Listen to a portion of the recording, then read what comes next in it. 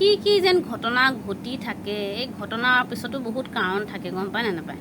এতিয়া মই এটা শুনো আজিকালি বোলে মাকক জীয়েকক বোলে চাব কাৰণে গ'ল, মাককে পচন্দ কৰি মাককে লৈ গুচি গ'ল। কাৰণটো হৈছে কিহৰ কাৰণে সেইটোও চাব লাগিব নহয়। অকলে ল'ৰাটোক দুখ দিলে নহ'ব নহয়।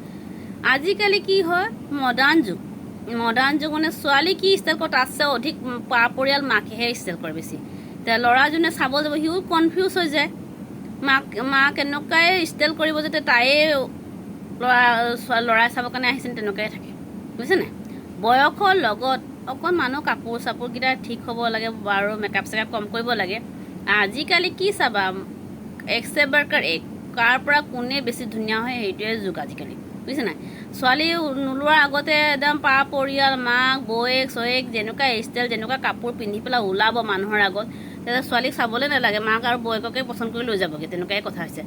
যি মিলাই কাপোৰ পিন্ধিব, মিলাই ৰবৰ মাৰিব, মিলাই লিপষ্টিক লগাব, মিলাই নখ পলিচ লগাব, তেতিয়া ল'ৰাকেইটাতো কনফিউজ হৈয়ে যাব। এই ছোৱালীক বদলি মাককে না পচন্দ কৰিব, তেনেকুৱাই কথা হৈছে, বুজিছে নাই। আন একো নাই। এই ল'ৰাক দুখ দি লাভ নাই, বুজিছে নাই। আৰু এতিয়া মই এটা কথা কৈ দিওঁ, বয়সৰ লগত মানুহ অকণ কাপোৰ পিন্ধা উৰাও ঠিক হ'ব লাগে।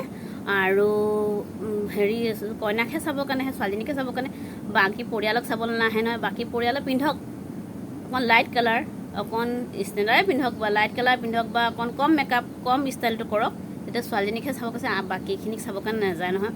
সেইকাৰণে আপোনালোকৰ ভুলৰ গতিকে আপোনালোকৰ ল'ৰাই চাবৰ কাৰণে আহে, ছোৱালী জগাত বেলেগকে পচন্দ কৰি বেলেগকে লৈ যায়গৈ, বুজিছে নাই। ঘটনাটো সেইটো কাৰণে ঘটে, এনে নঘটে।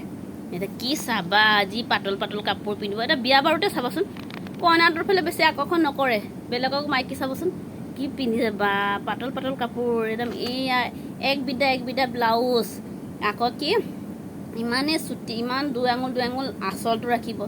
কইনাক কি চাবা, কইনাটো ধুনীয়াকৈ থাকে বাৰু, কইনাক তেতিয়া অকণ মানে পিন্ধা উৰা ঠিকে ৰাখে বাৰু, ছটাকৈ নোলায় বাৰু। কিন্তু বাকীখিনি পিন্ধা কি চাবা, পিঠি বখলাই কাপোৰ পিন্ধা, পেট ওলাই কাপোৰ পিন্ধা, আৰু টাইট ফিটিং জিন্স পিন্ধা, তেতিয়া আৰু কি মনটোতো মানুহ পগলা হ'বই না। সেইকাৰণেতো এনেকুৱা ঘটনা ঘটি যায়, ছোৱালী সলনি মাক বা বৌয়েকক লৈ পলাই যায় মানুহে।